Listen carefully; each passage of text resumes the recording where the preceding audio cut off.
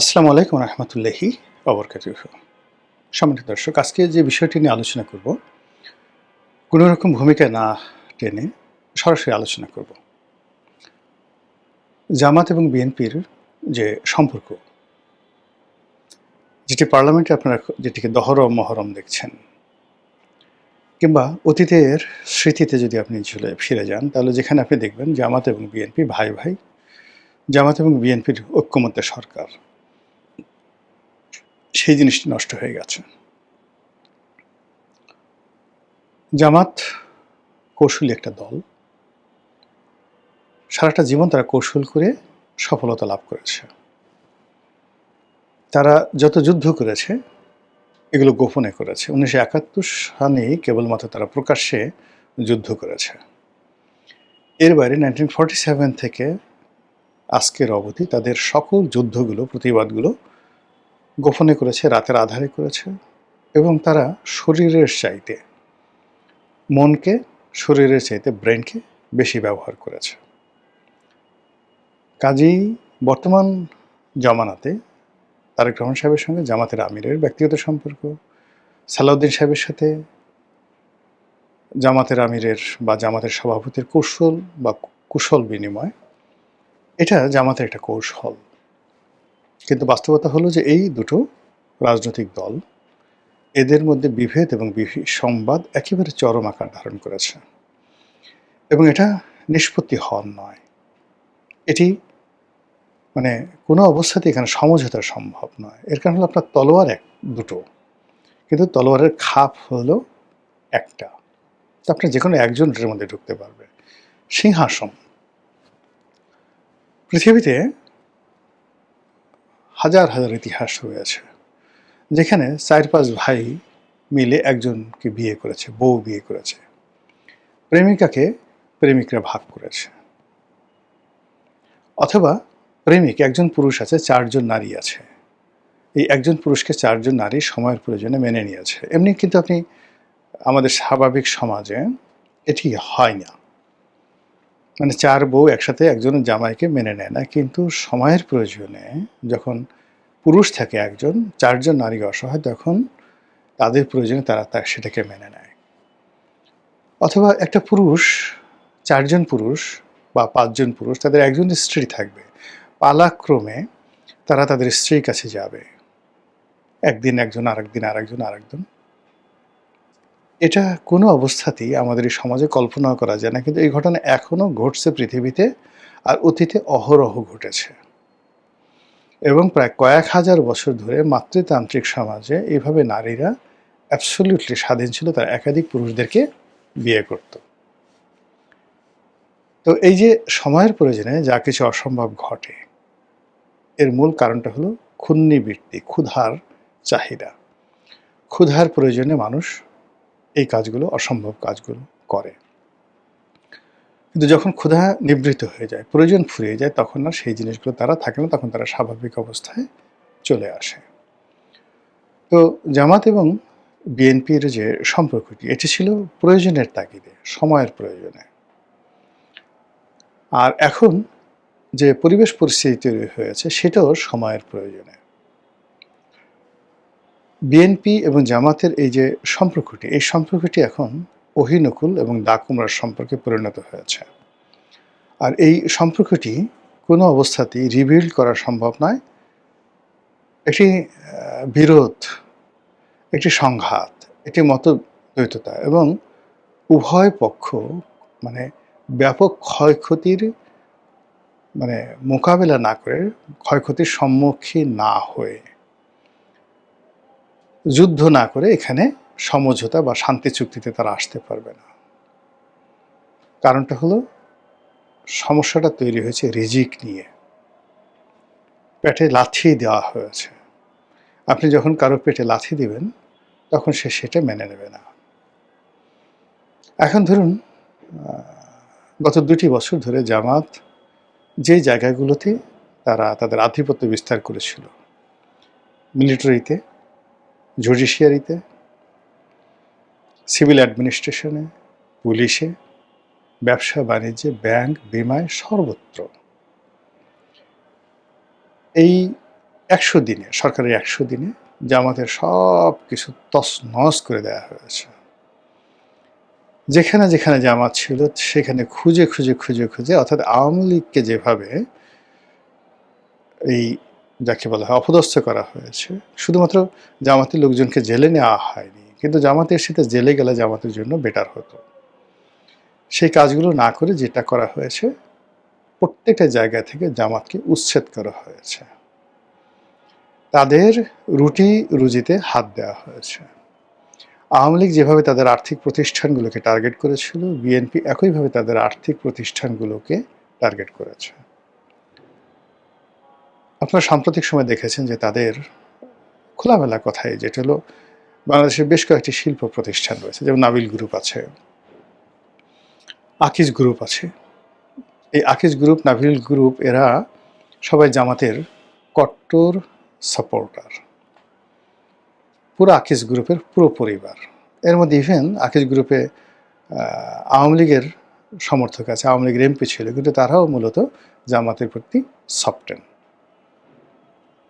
তো সেই আকিজ গ্রুপের মালিক বশির উদ্দিন, মানে ওদের অনেকগুলো গ্রুপ, মানে বিভাগ আছে, ভাইরা আলাদা আলাদা ব্যবসা করেছে।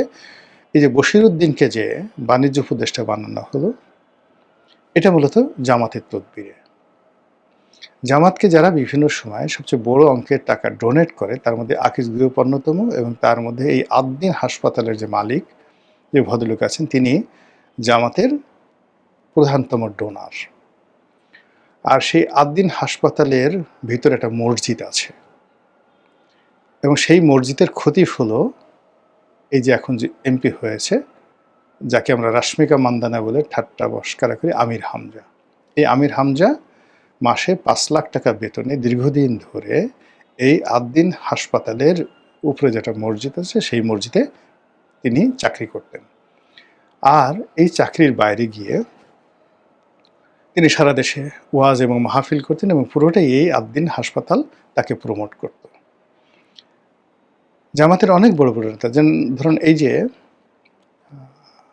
এখন আজাহারি, আজাহারিকে যে আজকের এই পর্যায়ে আনা হলো, এটার পেছনে পুরো আকিজ গ্রুপের একটা বিরাট অবদান রয়েছে।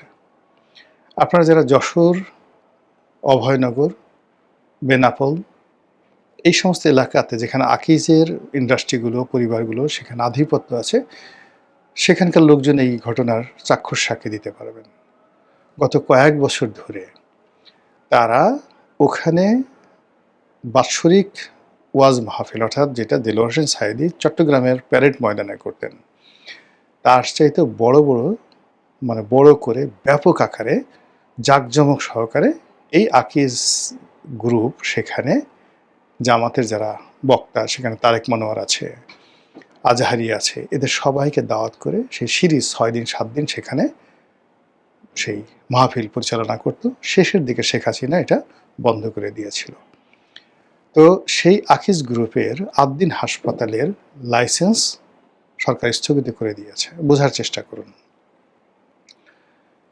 জামাত শেখ হাসিনার পতনের পরে যদি তারা শুকরানা আদায় করে থাকে, আল্লাহর কাছে শুকরানা আদায় করে থাকে, এবং সবচেয়ে বড় প্রাপ্তি যে আল্লাহ তুমি আমাদেরকে সবচেয়ে বড় প্রাপ্তি দিচ্ছ, এটা জামাত যে সংসদে গেছে তা না, জামাত যে বিরোধী দলে গেছে তা না, জামাত ইসলামী ব্যাংক ফিরে পেয়েছে, এবং ইসলামী ব্যাংকের কর্মকর্তাদেরকে দিয়ে এস আলমের যে বাকি 5টা ব্যাংক আবার তারা দখল করেছে, ওটা ছিল তাদের সবচেয়ে বড় প্রাপ্তি।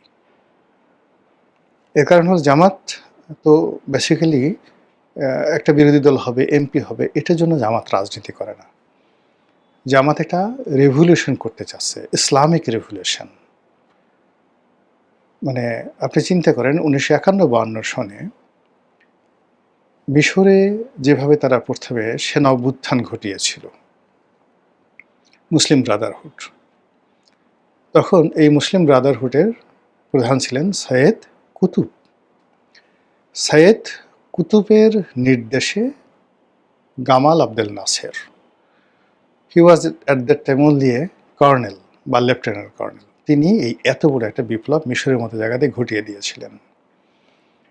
তো সেখান থেকে একেবারে মুরসি পর্যন্ত এই যে মুসলিম ব্রাদারহুডের যে উত্থান, তুরস্কের একে পার্টির এই যে এখন এরদোয়ানের যে উত্থান, কিংবা আরব অঞ্চলে ইখওয়ানে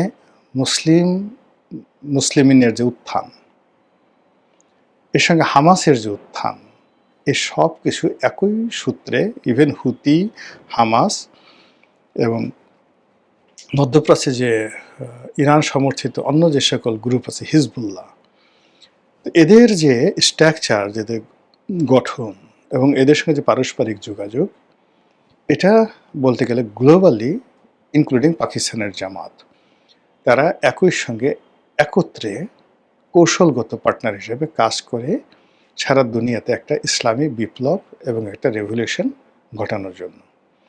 এবং সেই রেভলিউশনের মূল থিম হবে ওহাবিবাদ। আর সেই ওহাবিবাদ আরবের দেশে, আর আমাদের দেশে এটি হবে মওদুদিবাদ, আবুল আলা মওদুদির মতাদর্শ অনুসারে। এই লক্ষ্যে তারা যেটা এমিরেটস, ইসলামী এমিরেটস প্রতিষ্ঠা করবে, সেই এমিরেটসটি শত শত বছর তারা বাংলাদেশ শাসন করবে। এরপরে তারা গাজওয়াতুল হিন্দ এই আন্দোলনটা সফল করবে, আল্লাহ রাসূলের যে ভবিষ্যৎবাণী, এবং তারা দিল্লির সিংহাসন দখল করে মুসলমানরা যেভাবে ভারতবর্ষ শাসন করেছে 800 বছর, ওইভাবে তারা শাসন করবে।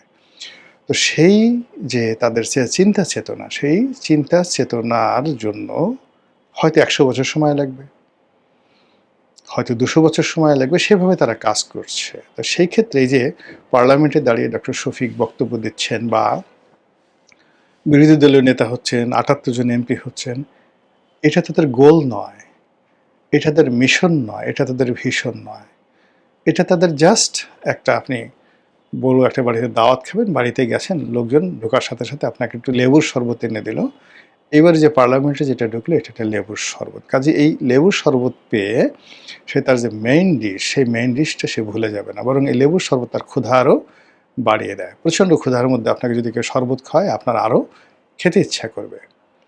তো এই যে জামাত যে এখন ক্ষমতার কাছাকাছি গেল, এতে করে সে মজা পেয়ে গেছে।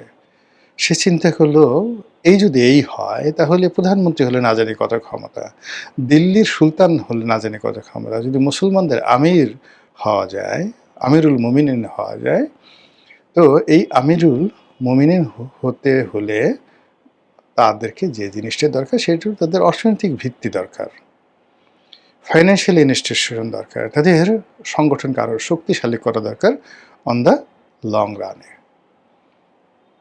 এবং সেই কাজটি করার জন্য ইসলামী ব্যাংক বা অন্যান্য যে ব্যাংকিং প্রতিষ্ঠানগুলো রয়েছে, বা তাদের আর্থিক প্রতিষ্ঠান রয়েছে, এবং তাদের যে সকল শিল্প গ্রুপ রয়েছে, যেগুলো তারা গড়ে তোলার চেষ্টা করছে, সেইগুলো তাদের কাছে এই মুহূর্তে সবচেয়ে গুরুত্বপূর্ণ। এই গুরুত্বপূর্ণ জায়গাগুলোতে শেখ হাসিনা তাদেরকে লাথি মেরেছিল, আর এই বর্তমান সরকারও এই 100 দিনের মধ্যে ঠিক সেম জায়গাটা থেকে লাথি মারছে। বোঝার চেষ্টা করুন, এই লাথি খাওয়ার পরে তারা কি সুবহানাল্লাহ, আলহামদুলিল্লাহ, আল্লাহু আকবার বলবে, নাকি দাড়িতে খেজাব লাগিয়ে, মানে মেহেদি লাগিয়ে, একটু আতর মেখে আর একটা বিয়ে করে মক্কা বা মদিনাতে চলে যাবে উমরা করার জন্য, নাকি অতীতে তারা যেভাবে কৌশল করেছে বা তাদের সহযোগীরা যেভাবে দেশ এবং বিদেশে লড়াই সংগ্রাম করেছে এবং করে যাচ্ছে, তারা কি সেই কাজ করবে? এতটুকু কমন সেন্স তাদের আছে, আপনাদের আছে, আমাদের আছে। We should be careful. মহান আল্লাহ আমাদের সবাইকে হেদায়েত দান করুন এবং হেফাজত করুন। আসসালামু আলাইকুম ওয়া রাহমাতুল্লাহি ওয়া বারাকাতুহু।